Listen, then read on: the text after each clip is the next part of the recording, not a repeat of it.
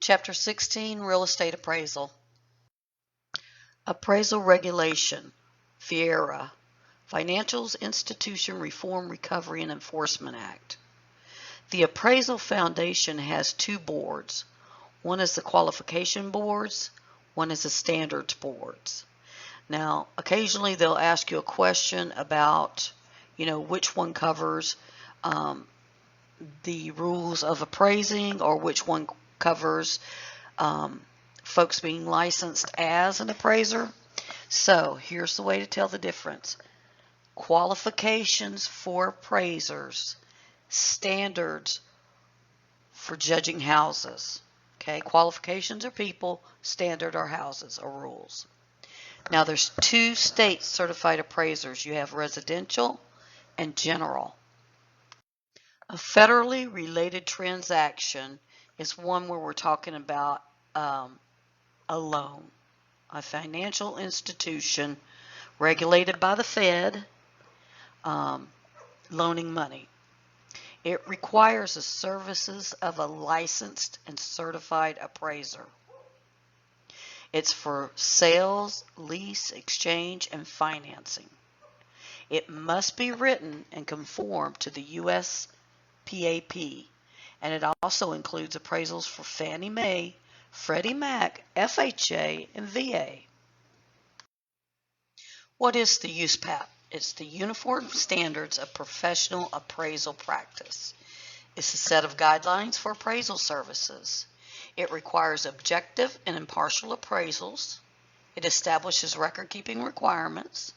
It creates confidential appraiser-client relationship. And remember, one of the most important things, and they occasionally test on this, is the fact that it's unethical to accept compensation based on value. The way an appraiser bases his fee or comes up with his fee is by the difficulty of the assignment and the length of time to do the assignment. Remember, in Chapter 1 we talked about licensees performing appraisals for compensation. We can do that in the state of Florida. However, we've got to abide by the same thing certified appraisers do. We have to abide by the U.S. PAP. We cannot perform appraisals for federally related transactions because they require a certified appraiser. And we cannot refer to ourselves or the appraisal as certified. CMAs and BPOs do not have to comply with the USPAP, and they are not appraisals and never should be referred to as an appraisal. Automatic valuation models are sometimes used by financial institutions for refinance and HELOC loans and are not appraisals. They do not conform to a USPAP standard. You've heard of drive-by appraisals. This is what they're talking about. Cost, price, and value. Each one is different. Cost is the expenditure to create an improvement, the labor, the materials, and the land. The price is amount that's paid, the contract price. Okay? And then the value is what it's worth to many buyers and sellers at a certain time. Basically what you can sell it for. Some different types of value is assessed value. That's for tax purposes. Insurance value is for placing insurance on your property. Investment value could be different to each individual person. Investment value is based on what you would like to receive as a rate of return. Liquidation value is for things at the end of their life or businesses going out of business. Going concern value is the value that if you had two Pizza Huts sitting side by side and one's been in business for 5 years and then the other one's just about to open the doors, the one that's been in business for 5 years is the one that has going concern value. And then there's salvage value. That's the value of property when it's at the end of its lifespan. What's it worth at that moment in time? Market value is the most probable price which a property should bring in a competitive and open market under all conditions requisite to a fair sale. It assumes the buyer and seller each acting prudently and knowledgeably, and the price is not affected by undue stimulus. When an appraiser goes out to appraise a piece of property, there's certain assumptions that he has on the day he's doing the appraisal, as well as people's motivations and such as that. So these are some of the things that he assumes is happening and that are exact when he does that appraisal. That the value is going to apply to a specific date, basically when it's closed, when the title's transferred.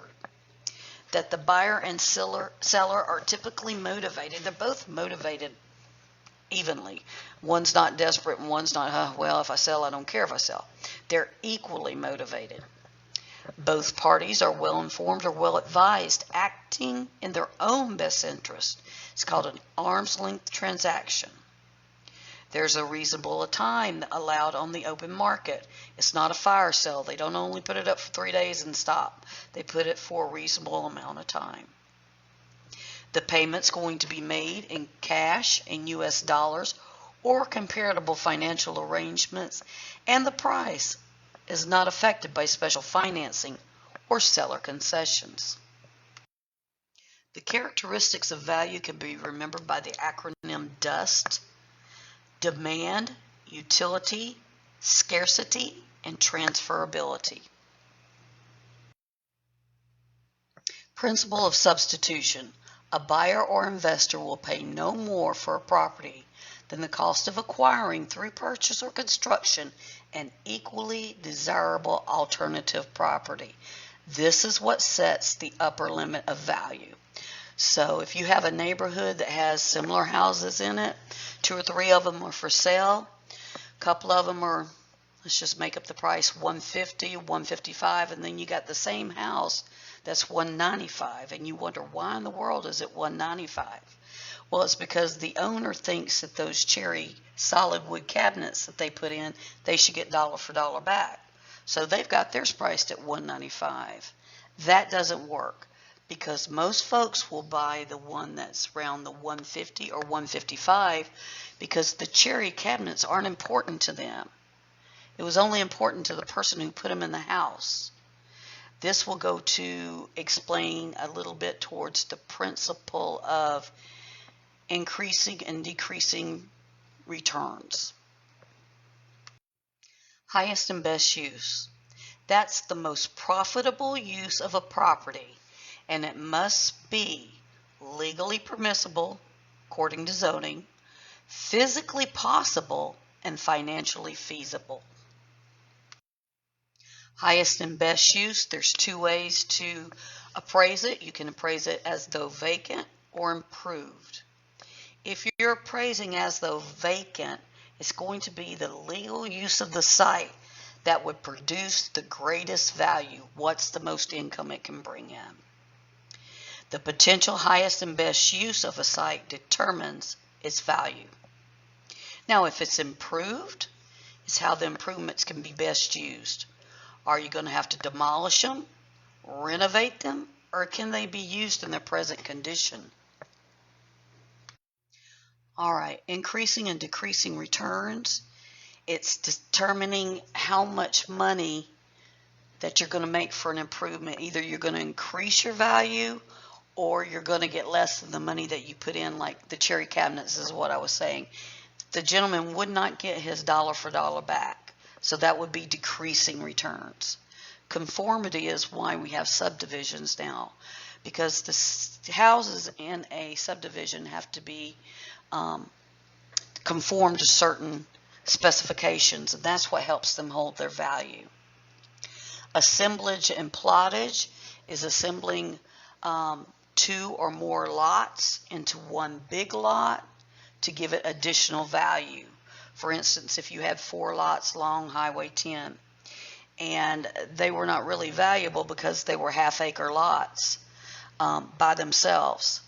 But if you took and assembled them all together and gave them one legal description, then other uses, highest and best use, could be used on that. So assemblage and plottage is the assembling of lots and the plottage is the increased value that it brought. Progression and regression is the theory of if you've got a house full of beautiful, a neighborhood full of beautiful houses, and there's one house that's yucky that they don't keep up. That's regression. That's the principle of regression towards all the other nice houses. It's going to bring those down.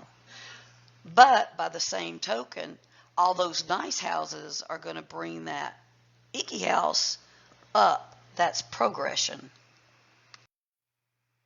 When appraising property, the appraiser will use all three approaches to estimate the value if they have enough data available. They use a sales comparison approach, cost depreciation approach, and the income approach. The relevance of each approach is as follows.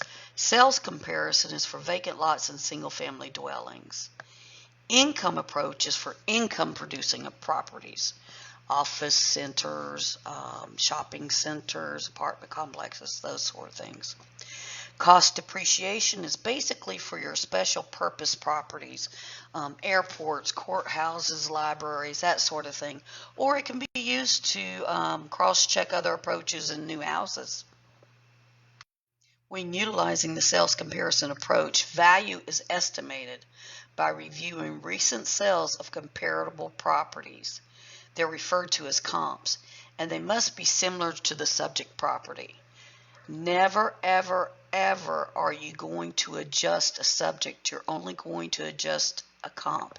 And what I mean by that is in your question, they're going to tell you bedrooms are valued at this much, bathrooms at this much, pool, so on. They're going to give you the value, and you've got to determine what the adjusted comparable price is going to be based on the subject that you are doing a CMA for. Never, ever, ever adjust the subject. You only adjust the comp. The sales must have recently occurred, and the comps must be in the same geographical area. There are three major categories when presenting a CMA. It's recently sold homes, homes currently on the market, and recently expired listings. Common elements of the comparison is important that all the properties that you use in a CMA be similar to the subject in size, age, amenities, and location. And remember, you're only going to adjust the comp, never the subject. Adjustments for differences, you have transactional differences and property differences. Transactional differences is changes in market conditions since the date of the sale.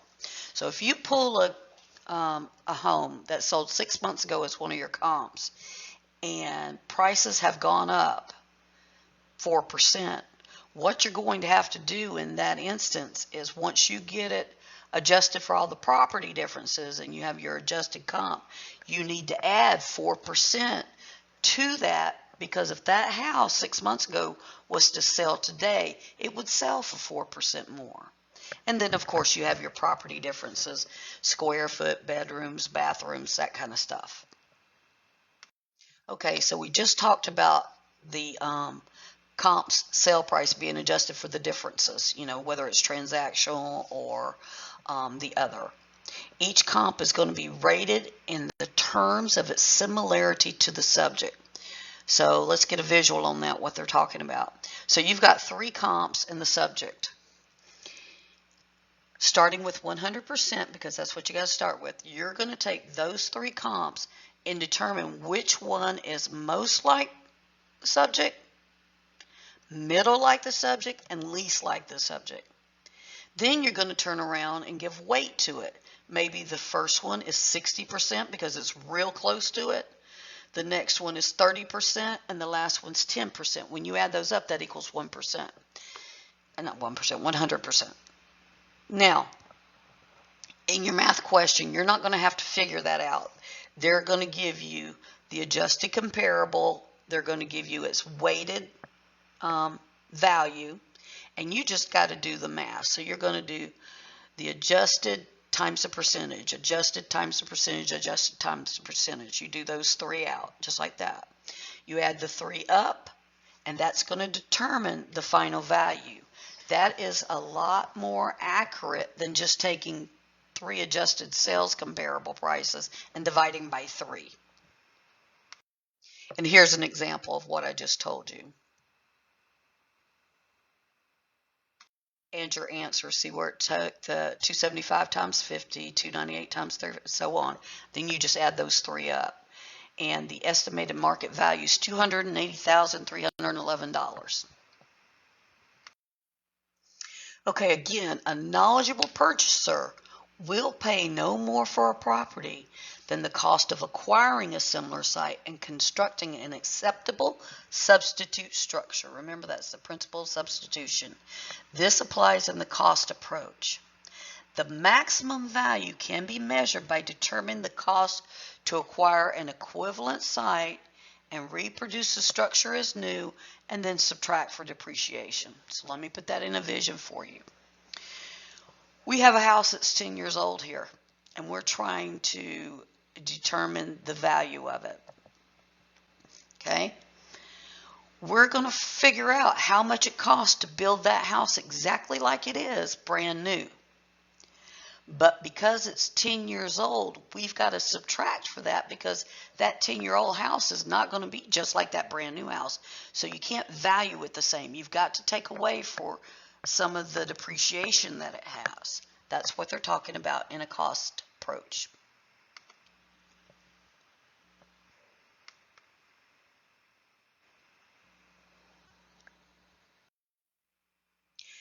You have 3 types of depreciation. You have physical deterioration, functional obsolescence, and external obsolescence.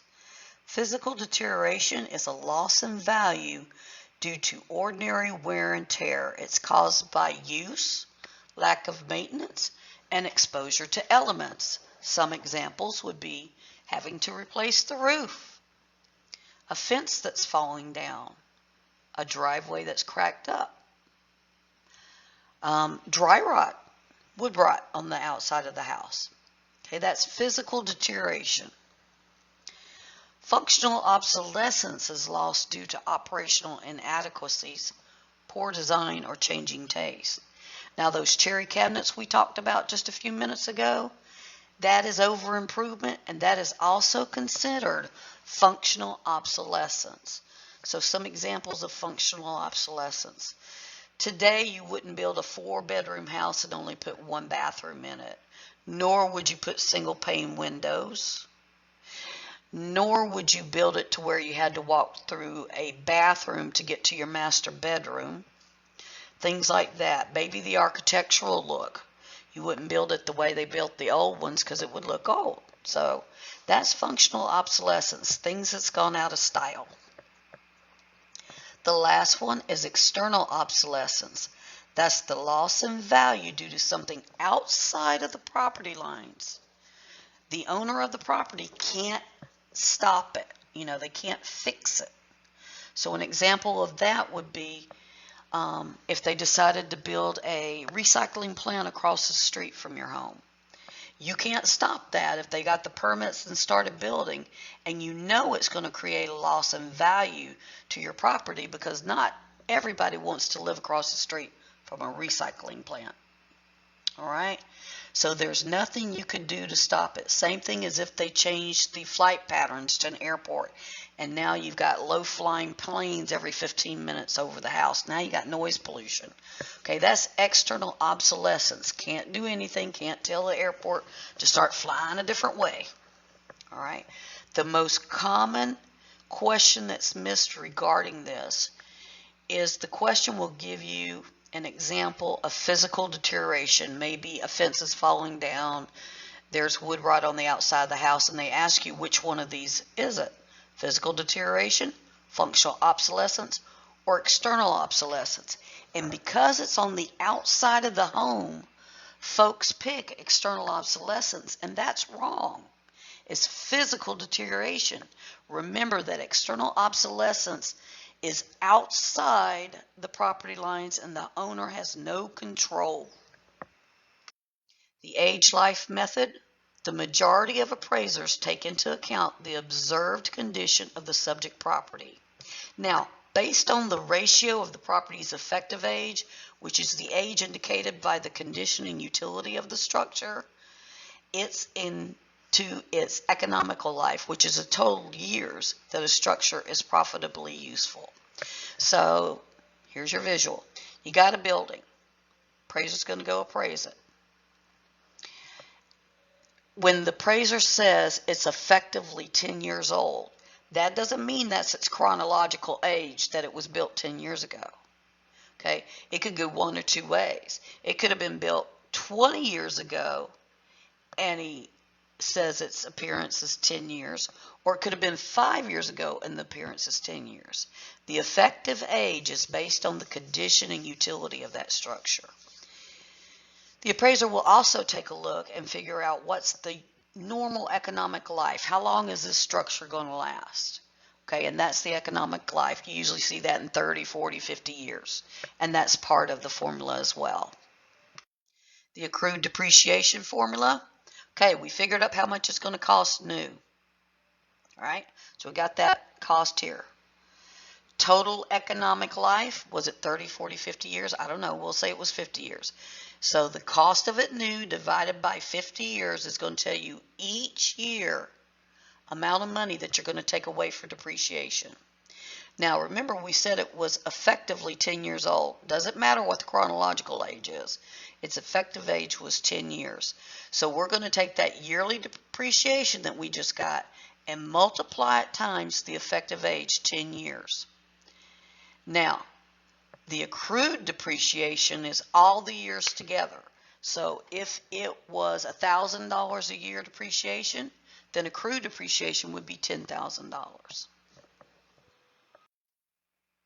Remember, land is never depreciable.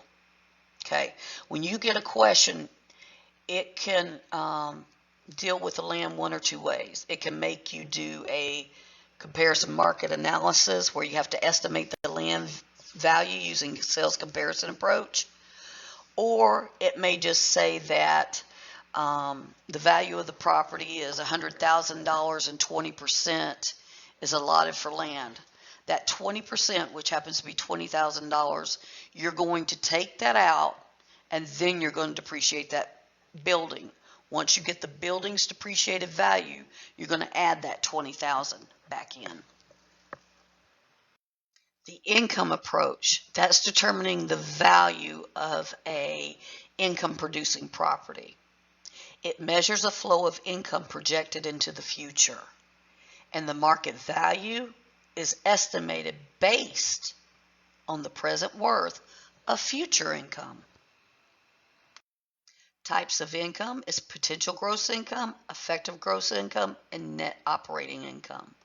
Potential gross income is the annual income if rented fully and there's no collection cost.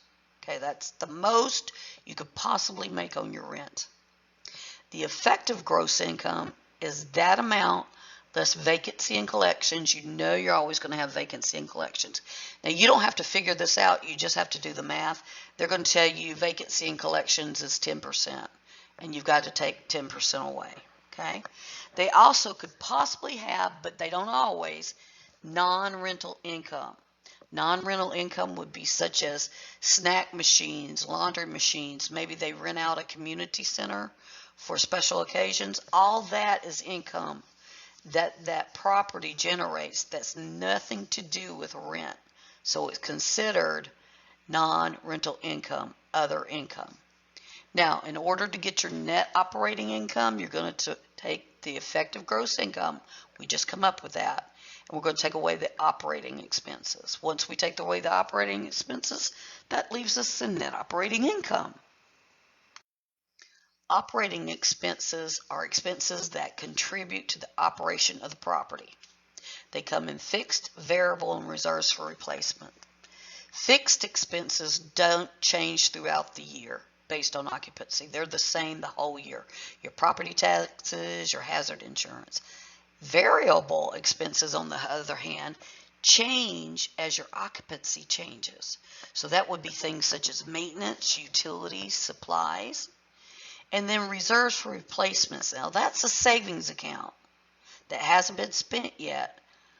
but it is an allotment for future replacement of building components, and it is added into the operating expenses because you know you'll be spending the money. Some expenses that's not included. Okay, you have operational expense and you have business expenses. All operational expenses are considered business expenses, but not all business expenses are operational expenses. For example, depreciation, cost of mortgage or rent. It's not a operational expense. It's a business expense. Very different thing. Personal expenses, the income tax, any expense that doesn't contribute to the operation of the property is not an operational expense, it's a business expense. So, for instance, you get a question, they're looking for the net operating income, and when you get to this, if you get a question that says the operating expenses are $10,000, you're golden, just subtract the $10,000. If it says that there's business expenses and they give you line items and each line item has a cost, you can bet one or two of those is not going to be included in operational expenses, and you can bet they'll have the right wrong answer. So take note, are you getting individual expenses or just one thing called operational expenses? When dealing with potential gross income, effective gross income, and net operating income, I call that the PIN formula. We also have a triangle named IRV, and this will help you a great deal. When they give you a question in math, if it has to do with figuring out what the capitalization rate is, or the value or purchase price, or the net operating income, that's going to sound like you have to have a rocket science degree to figure it out, but you don't. If you can draw this triangle, you're going to be good. So we all can draw a triangle, right? Yep. We can divide it in half. Now when we divide that in half, that's what that means. That line means divide. The name of the triangle is IRV. And the way you remember where each letter of the name goes, just think of I'm standing on top of an RV. IRV. Okay? Now, you're going to get a big old long scenario question possibly, and they're going to want to know what is the capitalization rate, the value or purchase price, or the net operating income. All you have to do is draw this triangle, and whichever one they're asking you for, cover that letter up and see what the triangle tells you you're doing. Now they have to give you 2 of 3 in the problem. Caveat though, they might give you something where you have to do a couple of steps to get to one of them that you need before you can just go in there and just do it. So, for instance, if they want the capitalization rate, you're going to go back up and look in the question. You're going to find the net operating income, and you're going to divide it by the value. That will give you the capitalization rate. If they say they want to know the value or the purchase price of the property, cover up that V. Look at your triangle. You're going to take the net operating income and divide it by the capitalization rate. And then lastly, if they're looking for the net operating income of a business, see that I? You're going to cover that up and do what the triangle says. You're going to go back up in the problem. You're going to find the capitalization rate. You're going to find the value, and you're going to multiply those. That's all there is to this math. It is very simple if you'll just memorize that triangle.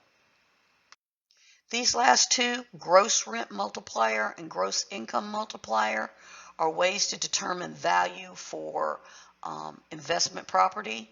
Gross rent multiplier is for like investment homes where you use them as rentals or whatever, and it's based on the gross monthly rent. Gross income multiplier is a business, an actual business, not just a house that's rented. So what it does is it uses the annual income and rent from other sources. Most likely question you'll get on these is what does gross rent multiplier base its whatever on?